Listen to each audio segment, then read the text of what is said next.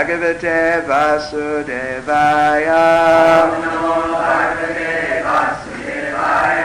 Om Namo Bhagavate Vasudevaya.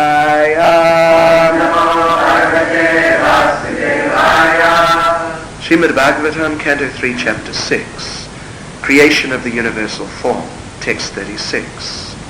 Tatapi Kirtayami Anga Yata Mati Yata Brutam Kirtim Hare Svam Sat Karton Giram Anya Bidhasatim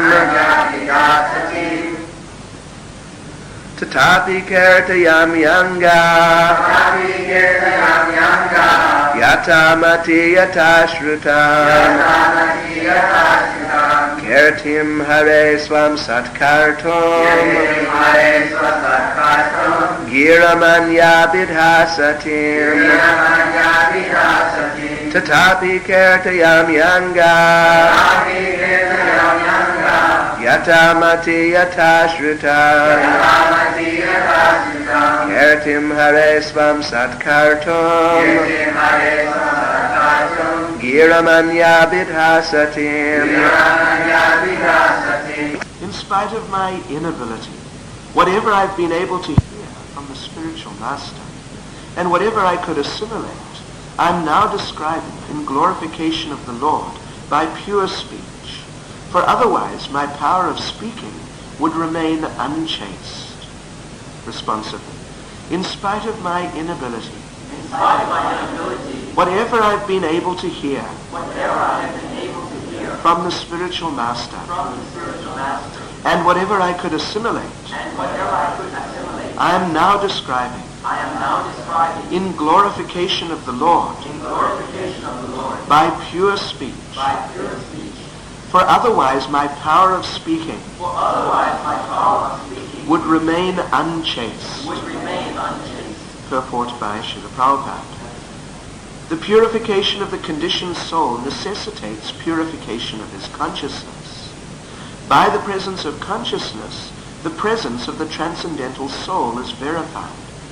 And as soon as consciousness leaves the body, the material body is not active. Consciousness is perceived, therefore, by activities. The theory put forward by empiric philosophers that consciousness can remain in an inactive state is the proof of their poor fund of knowledge. One should not become unchaste by stopping the activities of pure consciousness. If the activities of pure consciousness are stopped, certainly the conscious living force will be otherwise engaged, because, unless engaged, the consciousness has no standing. Consciousness cannot be silent, even for a moment. When the body does not act, the consciousness acts in the form of dreams. Unconsciousness is artificial. By induced extraneous help, it remains for a limited period, but when the intoxication of the drug is finished, or when one is awake, the consciousness again acts earnestly. Maitreya's statement is that in order to avoid unchaste conscious activities, he was trying to describe the unlimited glories of the Lord, although he did not have the ability to describe them perfectly. This glorification of the Lord is not a product of research, but the result of hearing submissively from the authority of the spiritual master. It is also not possible to repeat all that one has heard from his spiritual master, but one can narrate as far as possible by one's honest endeavor. It does not matter whether the Lord's glories are fully explained or not. One must attempt to engage one's bodily, mental, and verbal activities in the transcendental glorification of the Lord. Otherwise, such activities will remain unchaste and impure. The existence of the conditioned soul can be purified only by the method of engaging mind and speech in the service of the Lord. The Tridandi Sannyasi of the Vaishnava school except 3 rods, representing the vow to engage in the service of the Lord with body, mind, and speech. Whereas the Ekadandi sannyasi takes the vow to become one with the Supreme. Since the Lord is the Absolute, there is no distinction between him and his glories. The glories of the Lord, as chanted by the Vaishnava sannyasi, are as substantial as the Lord himself. And thus, while glorifying the Lord, the devotee becomes one with him in transcendental interest, although he remains eternally a transcendental servitor. This simultaneously one and different position of the devotee makes him eternally purified, and thus his life becomes a complete success. Translation. In spite of my inability, whatever I've been able to hear from the spiritual master, and whatever I could assimilate, I'm now describing in glorification of the Lord by pure speech. For otherwise, my power of speaking would remain unchaste. Om Jnana Tamarandasya Jnananjana Shalakaya Chakshuramilatamena Tasmai Shri Gurave Namaha Vanchakalpatarubhyascha Kripa Sindhubhya Evacha Paritanam Pavanebhyo Vaishnavebhyo Namo Namaha Shri Krishna Chaitanya Prabhu Nityananda Shri Advaita Gadadhar Shri Vasudhi Gaura Bhaktivinoda Hare Krishna Krishna Krishna Hare Hare Hare Rama Rama Rama Hare Hare. So, this is Maitreya speaking, if I'm not mistaken. Is that correct? Maitreya. So, he's very nicely expressing, actually, the position of the aspiring devotee, and very nicely expressing an important realization of an aspiring devotee, a realization that we must all have in order to advance nicely in Krishna consciousness. That is, that we must always engage in glorification of the Lord, engaging all of our senses, engaging all of our faculties, everything, karmana, manasa, gira, all of our activities with all of our various senses, our minds and our words, everything must be engaged in glorification of the Lord, nicely, in a bona fide way, in devotional service, so that that engagement in the glorification of the Lord, that full engagement, cannot be done in a whimsical way. It has to be done strictly by repeating what one has heard from the spiritual master. Otherwise, if we act in any other way, then this is what he calls asatim, unchaste. Elsewhere in Srimad Bhagavatam, it's explained that for a woman to be unchaste is the worst thing. So many other things may be done.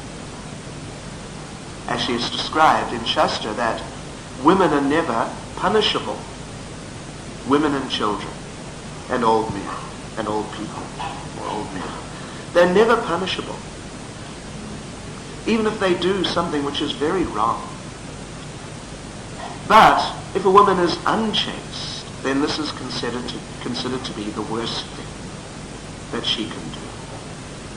So by describing the power of speaking, which is not engaged in the glorification of the Lord, as asatim, we should understand that Maitreya is making a very strong statement, actually, that this is a very bad thing, very bad thing, for the power of speech to be unchaste, or for us to be unchaste in our bodily activities in any regard. This is very bad, and it has to be avoided at all cost. Srila Prabhupada is making the point very nicely in the purport that it's not sufficient, if we want to avoid this unchasteness, it's not sufficient to simply avoid activities, to avoid the manifestation of consciousness by going into some unconscious state, sleeping or taking some type of intoxicant, something like this, and thinking that now I'm acting nicely because I've suspended my activities, so now I couldn't be accused of being unchaste. Prabhupada's making the point here that one may suspend one's conscious activities for some time by some artificial means or some way or another, but it's just a question of a little time. And then Prabhupada says that one's consciousness will again act very earnestly. Consciousness is the eternal quality of the soul. And seeing it as there as an essential part of the structure of the soul, or the eternal, an eternal characteristic of the soul which can never be removed. So it'll always be there. It'll always be there. You can't really achieve unconsciousness. Prabhupada is explaining, of course, in the purport, how consciousness is the symptom of life. That if consciousness apparently becomes inactive, or that the fact that consciousness may become inactive or be completely suspended, Prabhupada is saying, is impossible, seeing it's an eternal part of the nature of the soul. Srila Jiva Goswami gives a very nice description of how consciousness is acting always. Even when one appears to be unconscious, one is not unconscious. Very interesting point. He describes that consciousness acts on 3 levels: waking, sleeping, and deep sleep. When one is in the wakeful state, then consciousness is manifest in the body. And we are perceiving so many things through sight, hearing, touch, taste, like that, smelling. So our consciousness is manifest in the body. But when we're sleeping, then our consciousness is not manifest through the body. We're no longer aware of what we're feeling, although the body is in contact. When we're sleeping, the body is in contact with the bed, like that. And there may be sounds around us, and there's so many things to be seen around us, but our consciousness is not functioning, it's not manifest on that platform, on the bodily platform, when we're sleeping. But our consciousness is manifest on the platform of the subtle body, at least on the platform of the mind, that we dream. Every night, or generally most nights, when you sleep, you dream of something. And it's not uncommon at all that you wake up in the morning and you remember, oh yes, I dreamt of this, I dreamt of that, different things. Of course, because when we're sleeping, we're in gross ignorance, very deep ignorance. Then our dreams, they are generally quite confused. They're generally quite confused. One devotee was telling me, a while ago actually, a couple of years ago, that he had one dream of one very senior devotee in this movement.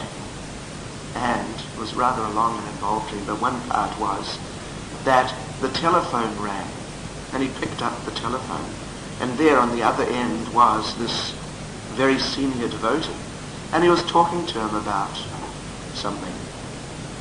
And then what should happen but the door opens, and that same devotee walked into the room while he was speaking to him on the telephone.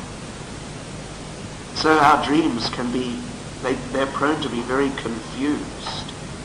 And then the devotee on the other end of the phone said, you know, there's another me, but it's not really me. And one of us wants to kill you. one of us wants to kill you. And this was actually one of the most senior devotees in the whole movement. So, it's like that. We're in deep ignorance when we're sleeping. And when you're in deep ignorance, then everything becomes very strange. Everything becomes very distorted on the mental platform.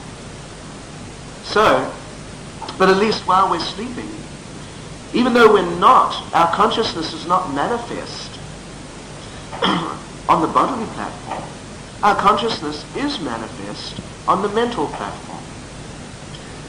But when we're in deep sleep, then we no longer dream. We no longer dream. Sometimes it may happen that we wake up in the morning and we've been in very deep sleep, like perhaps you got very tired the day before, something like that. So you sleep very deeply. And you wake up and you feel very refreshed. You can't remember any dreams. In fact, it may even be like you just fell asleep and then suddenly you just wake up and several hours have passed. And you can't remember, but you feel very refreshed. So that is deep sleep. Deep sleep. So in deep sleep, the consciousness, of course, is withdrawn from the gross body, but the consciousness is also withdrawn from the subtle body. So there's no dreams, there's no consciousness. Actually, there's no consciousness that we are aware of, because we are only aware of our gross and subtle bodies. We are not really perceiving our spiritual nature. So when the consciousness is withdrawn from the gross body and the subtle body, then we, meaning the conditioned self, we are not aware of how the consciousness is situated at that time. But Jiva Goswami explains that at that time, when you're in deep sleep, the consciousness is situated in itself. Or the consciousness is situated in the soul, which the consciousness being part of the soul, actually, or at least part of the nature of the soul. So therefore, he says, this is an interesting point, when you wake up from deep sleep and you feel refreshed and you feel very good, and then immediately you think, oh, I slept very well. There's a very pleasant feeling there. He says that this pleasant feeling that I've slept very well and things are very nice, he says this is a type of recollection of being situated on the spiritual platform, of the consciousness being situated on the level of the soul, free from the interference of the gross and subtle bodies. So he says, very interesting thing, that the state of consciousness in deep sleep can be considered to be something like Brahman realization. Something like Brahman realization. And when you wake up and you feel refreshed and you feel very nice and you think, oh, I slept well. The idea that I slept well, it's a type of a recollection. It means that consciousness is there of having been situated on the platform of the soul. Anyway, because the fact is that consciousness is always there. Consciousness cannot be switched off. It's just a matter of where it may be placed. That's all. Either on the gross platform and subtle platform simultaneously, or just on the subtle platform, or not even on the subtle platform, but on the platform of the soul. And he says that actually Brahman realization means to be completely free from the gross body, completely free from the subtle body, and situated simply on the platform of the soul. And that is what one achieves in deep sleep. So now, of course, we're not trying to encourage everyone to get into sleeping in order to have some sort of some sort of spiritual experience. But still, this is his explanation. Of course, we should understand that that experience is still coming through the modes of material nature. That's why when you wake up, you don't feel intense ecstasy, which is actually there if one realizes Brahman. But there's just some vague feeling of well-being and pleasantness, because one's consciousness is recalling being situated on the Brahman, on the spiritual platform, but still under the influence of ignorance. So one way or the other, the consciousness will act. Sometimes people ask that we say that the soul is always conscious, but then what does it mean if someone hits you over the head and you go and you fall into unconsciousness, and then you wake up and you can't remember what happened or where you were or what's going on? All it means is consciousness is withdrawn from the body, and it may even be withdrawn from the mind, depending how deeply one goes into a state of unconsciousness materially. But the soul is always conscious. So therefore Prabhupada is making the point here that in order to avoid this unchaste consciousness, in order to avoid material consciousness, it's not enough to just switch off or try to switch off our conscious functioning. But we have to engage our consciousness in a nice way, in Krishna consciousness. Because otherwise we'll find that our consciousness will be acting earnestly.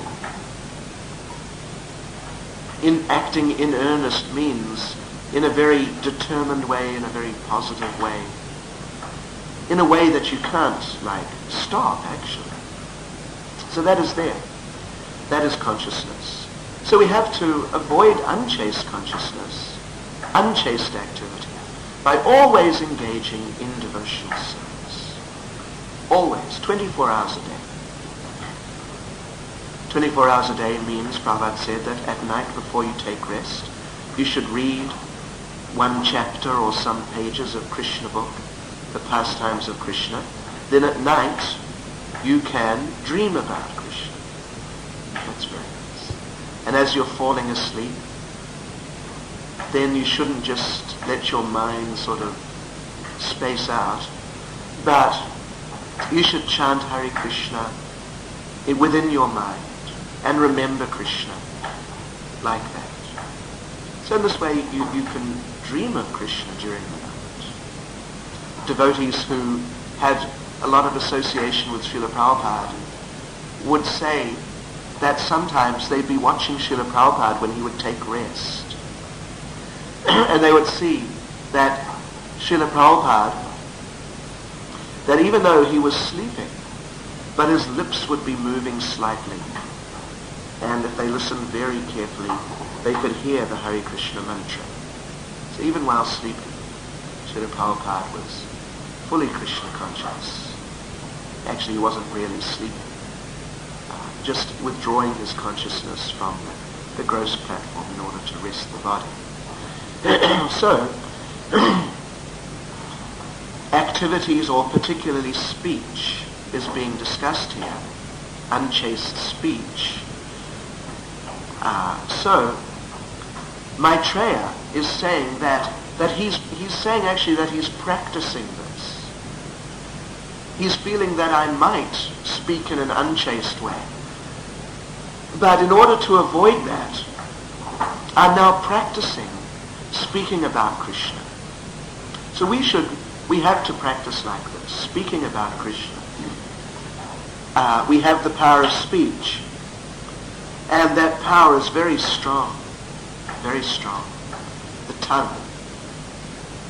The tongue is described as being the strongest of the senses.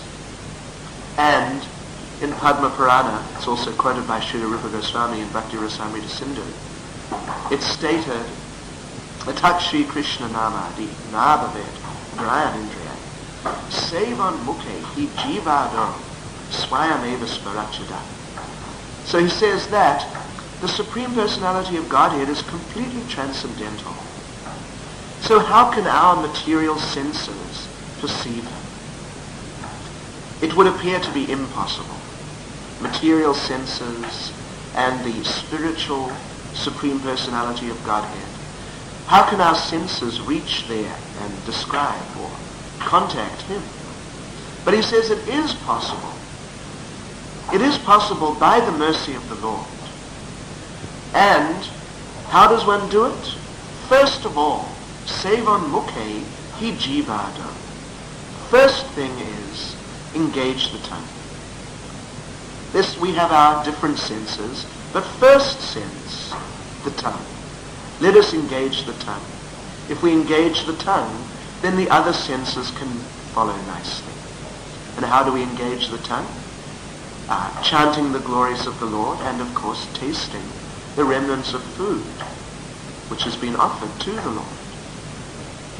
So of course to taste the remnants of food offered to the Lord, that we're very enthusiastic about generally.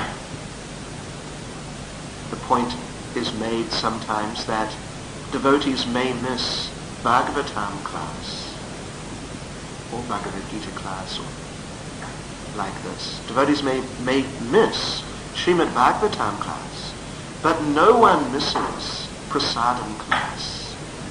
No one misses that class. Because it is like a class, it's a reformatory process for purifying our consciousness. So no one will miss that. Even if devotees are fast asleep, they'll still wake up and come and take prasad. Even though sometimes devotees have fallen asleep while taking prasad. But it's very unusual. Very unusual. So that's not so difficult. Not so difficult, but this other engagement of the tongue, to always, kirtaniya sada hari, always be glorifying the Lord. That is not so easy. That we have to cultivate and cultivate. Very sincerely. Make a real effort to avoid nonsense talk. Prabhupada would sometimes talk about the Mona Babus, those sadhus, so-called sadhus, who would take the Mona Vrata, or the vow of silence. So they would be aware that material speech, or all the speech that you hear in this material world, is completely a waste of time. Not just a waste of time, but it's actually detrimental. The more you speak, the more you hear materially, then it drags you down, actually. Drags you down deeper into ignorance of material existence. So they think that in order to avoid it, I'll stop speaking, no more talking, Mona Vrata. So you can go up to them and talk to them, and they just sit there. However, sometimes some of them, I remember there was one in England, he was very famous, called Hari Soham. And he had advertisements all over London that he was some sort of great yogi. So he took a vow of silence. But his practice was that you could hold a conversation with him. He would gesture in different ways to indicate what he wanted to reply. Or if it was the sort of thing he couldn't just gesture about, he would write out the answer. So, Srila Prabhupada made the point that this is all very well in one sense, but he is talking by writing it down, and it's such an inefficient way in terms of speed of expressing yourself that he might as well just have spoken. Because to write down what you're trying to say probably takes 10 or 20 times longer than just saying it, or something like that. So what a waste of time. So he took a vow of silence for 14 years, but in the 13th year, he died. So, what a waste of time. So Prabhupada said, real silence means not to talk any nonsense, but you can talk about Krishna. If you talk about Krishna, then not only are you avoiding the detrimental effects of talking nonsense, but you're actually gaining the positive benefit of talking about Krishna. Transcendental sound vibration purifying the heart. So it's not just a matter of coming to a neutral point by not speaking any longer about nonsense, but you get a positive benefit. So it's much better. Much better. But we have to be careful to stick to the bona fide talks about Krishna, Krishna's pastimes, Krishna's qualities, Krishna's philosophy, Krishna's service, Krishna's devotees, so many things about Krishna. So we should always have something to say about Krishna. Like if I were to ask any of you now, tell me something about Krishna. Tell me about one of Krishna's pastimes in Vrindavan. Then we should be able to just say something nicely. Tell me something about the pastimes of the devotees. Then we should be able to say something. Because we should always keep this, the meditation should be there in our minds. Tell me one of Krishna's qualities, and tell me a pastime which displays one of his qualities. Any volunteer? Anyway, I'm sure you can all do it very easily. But we have to be able to do it. Like, how many pastimes do you know well enough that you could explain them, reasonably, in a reasonably detailed way without being vague at different points in the narration? How many? So, and how many of Krishna's qualities do you know? Krishna has, of course, unlimited qualities, but particularly they're described as being 64 in number. So how many of those qualities do we know? And how many of them could we describe with particular illustrations from Krishna's activities? Anyway, we should cultivate this. This is what Krishna consciousness means. Krishna consciousness means you hear about Krishna. And when you have heard that, all that sound vibration, all that information and everything enters your mind and intelligence, it enters the heart, and it stays there. Not, as they say, in one ear and out the other. Or, even worse, to not even go in one ear to start off, but sort of bounce off. Unfortunately, it may happen. No, we should be conscious of Krishna. Srila Prabhupada would do this sometimes. Some of the devotees who travelled with him, particularly in India, would tell me that they'd be at a program in front of thousands of people. Prabhupada would be talking, and then he'd suddenly turn around and say, "You speak now." So you would just have to get up and speak. You couldn't say anything else. I mean, you couldn't object or try and get out of it. It was just completely out of the question. So, we should be like that, ready to speak about Krishna at any time. And how can you do that? You can only do that by always remembering Krishna and always being fixed in Krishna consciousness and never letting your mind deviate. Just consider if your mind was deviating and you were thinking of some sense gratification, and suddenly you're told, right now, speak about Krishna. It would be a very difficult, actually, a very embarrassing situation to be in. So we should never let our minds go off like that, but we should always be absorbed in thinking of Krishna.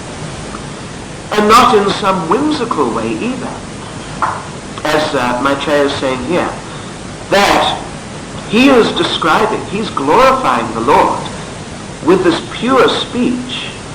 How? Based on what he's heard from his spiritual master. Not just some concoction.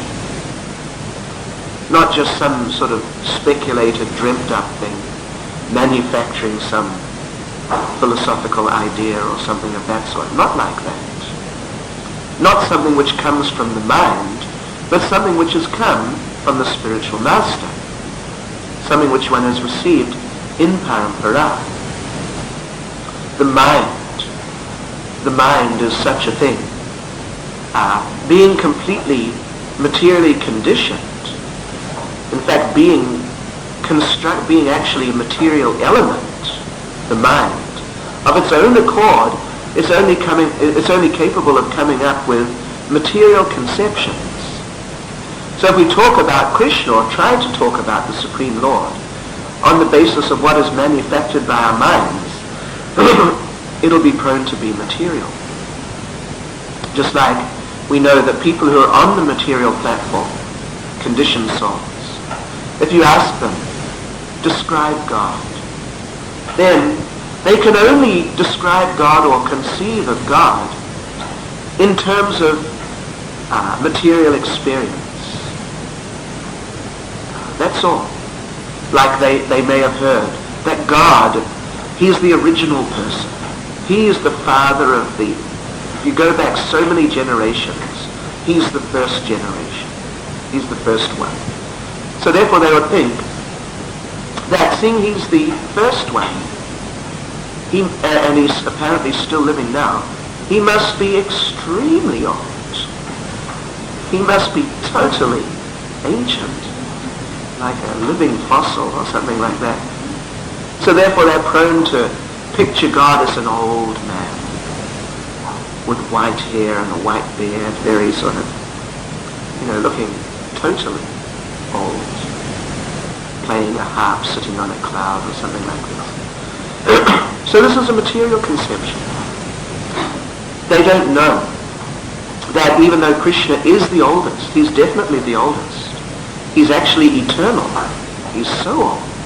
You can't even place some age on Him. He's so old. But they don't know that He is a fresh young youth. Navayovana. What's the verse? Puranam Purusham Navayovanam Cha, something like that. Anyway, Lord Brahma describes Him. He's the oldest person, but He appears as a fresh young youth. Or some people may hear that God, or they may understand that God, He is holding everything together. He's controlling everything. So therefore they think that God, He's holding all the planets in place. He must be very strong. So they make a picture of God like Atlas holding up the planet. You've probably seen Atlas.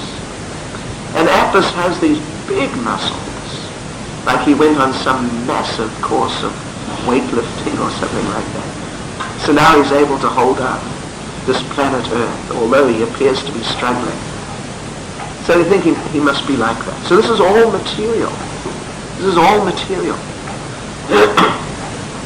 So people who are on the material platform, they'll only be able to conceive of God in these material terms. Otherwise, they just won't be able to accommodate it. Transcendental conceptions. They certainly can't be generated from their minds, because their minds are completely material. But these correct ideas, they're transcendental, so they can't be generated from the material platform. Or they may think that God, if everything is in God, then God can't be a person, because we see persons, and persons are limited. 2 arms, 2 legs, a head, and so on, fitting in a certain amount of space. So how can God be a person if He's unlimited? As soon as you say person with arms and legs and so on, then immediately they think, limited. So God can't be a person. This is one important reason why people in general are prone to have impersonal conceptions of the Supreme Lord. Because they feel that because God is so vast and unlimited, it's not possible for Him to be a person. It just doesn't make sense. And it doesn't make sense by material logic. But we're talking about spiritual logic. That Krishna is actually unlimited, but still a person. If we say that He's not a person, that he can't be a person, then we're actually limiting him. That we're capable of being persons, but he's not capable of doing something that we can do. So anyway, if we speak in a whimsical way, just our own mental concoctions about Krishna, then we are bound to come up with wrong ideas. So therefore, he is saying, Maitreya is saying, that what I'm speaking is what I've heard from my spiritual master, from bona fide authority. This is what I'm speaking. Not what I heard from my mind. Not what I heard from him. But what I've heard from my spiritual master. Prabhupada makes the point here that there's no real question of remembering everything and being able to repeat everything that the spiritual master has told you. But even if you can't do that, still, at least if you, in a chaste way, sincerely repeat whatever you're capable of repeating, that'll be sufficient. You can't describe Krishna completely. It's described that Krishna is so vast. He's like an unlimited ocean. And if you go down to that ocean and you dive in and you swim around, so how far can you swim? You can just swim in your own little area. But that ocean of Krishna is an ocean of nectar. So wherever you dive in, and even if you only swim around a little bit, it'll just be nectar. It will simply be nectar. Pure transcendental nectar. So we must try and follow in these footsteps then of Maitreya. And really make an effort to avoid this unchaste speech. Of course, unchaste speech comes from unchaste thought. It's not that words just start coming out. But however we're thinking, we'll speak in the same way. So we have to avoid offenses within the mind, avoid thinking badly of devotees, avoid thinking materially generally. Always cultivate remembrance of Krishna, and always try and speak about Krishna in different ways. Actually, Prabhupada said that if you can't speak about Krishna, then you can be like the Mona brothers. Then just don't speak. Just be quiet until you become inspired to speak about Krishna again. But don't just talk nonsense. Anyone have any comments or questions? A quality of the soul. The soul, when we talk about the soul, we mean ultimately the spiritual body. Because the soul is actually the spiritual body which has contracted itself. And when one becomes purified, then the soul, the spiritual body will unfold actually.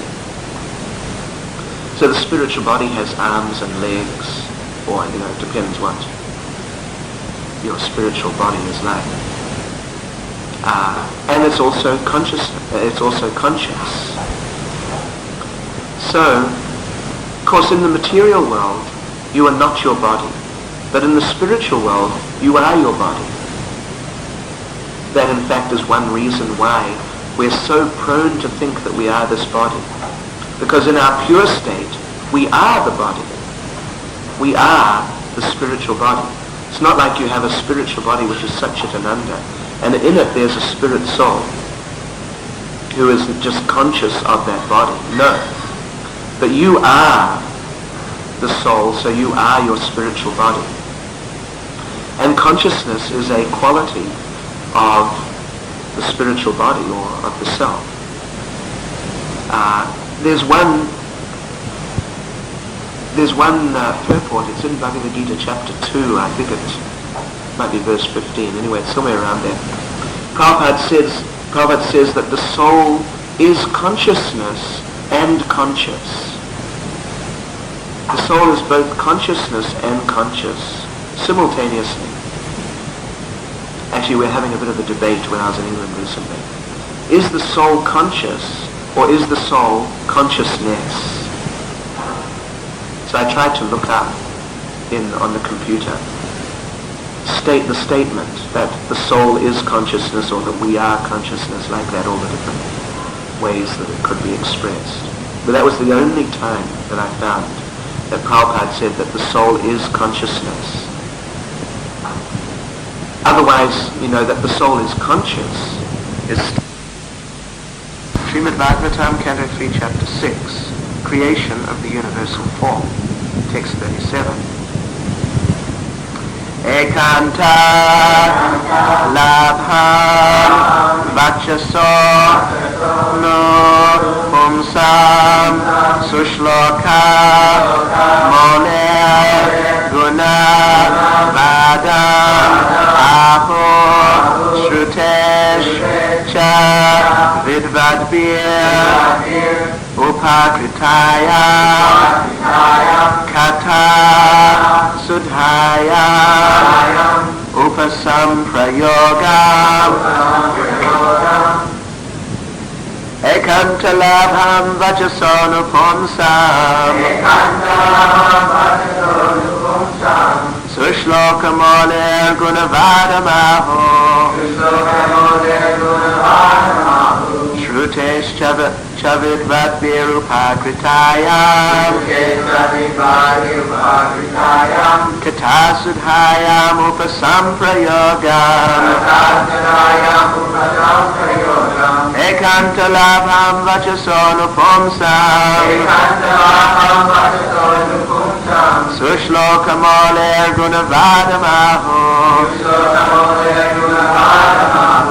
Shruchescha vidvadvirupakritayam katasudhayam upasamprayogam ekantalabham vachasonupumsam sushlokamole gunavadamaho Shruchescha vidvadvirupakritayam katasudhayam upasamprayogam Eka anta, the one which has no comparison. Labham, gain. Vachasa, by discussion. Nupumsam, after the Supreme Person. Sushloka, pious. Mole, activities. Gunavadam, glorification. Aho, it is so said. Shrute, of the ear. Cha, also. Vidvadbir, by the learned. Upakritayam, being so edited. Katasudhayam, in the nectar of such a transcendental message. Upasamprayogam, serves the real purpose. Being nearer to. Translation. The highest perfectional gain of humanity is to engage in discussions of the activities and glories of the pious actor. Such activities are so nicely arranged in writing by the greatly learned sages that the actual purpose of the ear is served just by being near them. Responsibly. The highest perfectional gain of humanity is to engage in discussions of the activities and glories of the pious actor. Such activities are so nicely arranged in writing by the greatly learned sages that the actual purpose of the ear is served just by being near them. Purport by Srila Prabhupada. The impersonalists are very much afraid of hearing the activities of the Lord, because they think that the happiness derived from the transcendental situation of Brahman is the ultimate goal of life. They think that anyone's activity, even that of the personality of Godhead, is mundane. But the idea of happiness indicated in this verse is different, because it relates to the activities of the Supreme supreme personality who has transcendental qualities. The word gunavada is significant because the qualities of the Lord and his activities and pastimes are the subject matter for the discussions of devotees. A rishi like Maitreya is certainly not interested in discussing anything pertaining to mundane qualities. Yet he says that the highest perfectional stage of transcendental realization is to discuss the Lord's activities. Srila Jiva Goswami therefore concludes that topics regarding the transcendental activities of the Lord are far beyond the transcendental realization of Kaivalya happiness. These transcendental activities of the Lord are so arranged in writing by the great sages that simply by hearing of those narrations one becomes perfectly self-realized, and the proper use of the ear and the tongue is also achieved. Srimad Bhagavatam is one of such great literatures, and the highest perfectional state of life is attained simply by hearing and reciting its contents. Translation: the highest perfectional gain of humanity is to engage in discussions of the activities and glories of the pious actor. Such activities are so nicely arranged in writing by the greatly learned sages that the actual purpose of the ear is served just by being near them. Om Jnana Timirandasya Jnananjana Shalakaya Chakshurmilitam Yena Tasmai Shri Gurave Namaha Vanchkalpatarubhyascha Kripa Sindhubhya Eva Cha Paritanam Pavanebhyo Vaishnavebhyo Namo Namaha Shri Krishna Chaitanya Prabhu Nityananda Shri Advaita Gadadhara Shri Vasudhi Gaura Bhaktivinoda Hare Krishna Krishna Krishna Hare Hare Hare Rama Rama Rama Hare Hare. So this is a type of, at least in the purport, Prabhupada is expressing in this way, it's like a type of a warning to the impersonalists. The impersonalists are afraid. They're afraid that somehow or other they're going to be exposed to some sort of material influence, some type of material attraction, and then their spiritual position of Brahman realization or whatever advancement they may have made in the direction of Brahman realization, that may be undermined. They may lose that and fall down due to being exposed to some sort of material attraction. Srila Prabhupada points out that the impersonalists, if, for example, they happen to be in some big public gathering, and one of them, at least say a sannyasi, somehow he happens to bump into a woman, then this is a big calamity, actually. He may just bump into her just as he's moving around, just some innocent type of encounter like that. But immediately he has to go to some holy place, bathe in the holy river, perform some sacrifice or some ritualistic activity which may be quite involved to somehow become purified of this. So they're very worried. They're in great anxiety. Even amongst Vaishnavas or those who are somewhat affiliated with Vaishnavas, similar type of concern is there. Like I think it's the Swami Narayan people. Their sannyasis are not meant to see a woman. When they have their meetings, the ladies have to sit in another room, or else they have to sit in the same room. Then they have to put a big curtain up so they can't see. Of course, not that we as Vaishnavas encourage frivolous mingling or this type of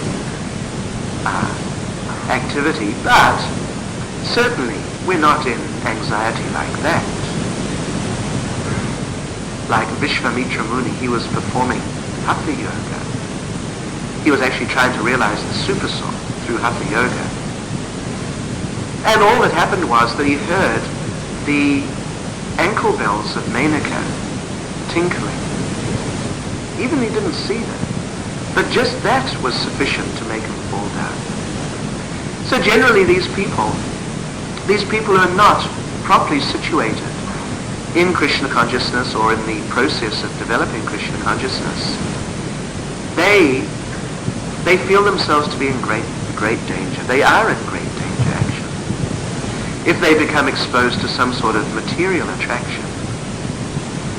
So, this is a warning then to them. It's a warning, in a sense, very similar to the warning that Srila Rupa Goswami gives to the materialistic sense enjoyance. Srila Rupa Goswami says that if you are interested in maintaining your involvement and your attraction and attachment to family, society, friendship, love, country, and all these types of material relationships, if you place great value on those things and feel it very important to maintain your involvement in those things, then don't go to Keshigat. Don't go to Keshigat. Because there you may see a certain young cowherd boy standing in a threefold bending form playing the flute. His name is Govinda. Of course, Govinda means he who attracts the senses and satisfies the senses. So watch out. If you see him down at Keshigat, then despite your enthusiasm for all these material things, you're going to lose that. You're going to lose interest in those things. So you may feel there may be some disappointment that now I'm not so attracted to those things. Because you're going to become attracted to Krishna. So watch out. Don't go to Keshigat. So naturally, of course, the reaction of the devotees is to immediately rush down to Keshigat. Yes, or to always be very enthusiastic to see the deity form of the Lord, to hear the descriptions of the Lord, to associate with the devotees of the Lord, chant the holy names of the Lord. The devotees are very enthusiastic because there is a taste there, very nice taste. There's great happiness there. Actually, there's great enjoyment. The devotees, when they're absorbed in their Krishna conscious activities, they're enjoying very much. Great enjoyment is there. Even sometimes they become overwhelmed by that enjoyment. For example, there are different examples of this, but Daruka, Krishna's charioteer in Dwaraka, when he's not driving the chariot with Krishna on it, then he's with Krishna. And apparently he particularly performs, other than driving the chariot, he performs the service of fanning Krishna. So one day he was fanning Krishna there in Dwaraka, and his body was shaking in such ecstasy that he kept dropping the fan, and he just couldn't fan nicely. So he was cursing himself. Not himself. He was cursing these ecstatic symptoms. And he was sort of addressing those ecstatic symptoms that go away so that I can carry out my service very nicely. So the devotees are enjoying a very high standard of happiness. Srimati Radharani is looking at Krishna, and you all know that, I would assume, that when she blinks, when her eyes blink, she feels it to be a great interference. But also when she cries in ecstasy, then her eyes become filled with tears and she can't see Krishna clearly. So she curses those ecstatic tears. She actually curses them with very strong words that they're interfering with seeing Krishna. So the devotees certainly relish a very high pleasure. But unfortunately, the impersonalists, generally, they regard this pleasure that the devotees experience as being just another version of material pleasure. simply mundane, therefore something that should be carefully avoided. So they're in anxiety actually. They're very afraid that I may hear about Krishna, I may become attracted, I may become involved in chanting Hare Krishna, I may somehow or other experience some happiness, and that may disturb me from my position of being fixed in Brahman, in that type of consciousness. So this is their fear. But this is all that they're afraid because they have a great misconception. And that is that the pleasure in Krishna consciousness is simply another type of material pleasure. But of course it's not. We know very clearly that the pleasure which is obtained through hearing about Krishna, chanting his holy names, and engaging in Krishna conscious activities in devotional service, that pleasure is completely spiritual. Completely spiritual, not at all material. And as evidence of that,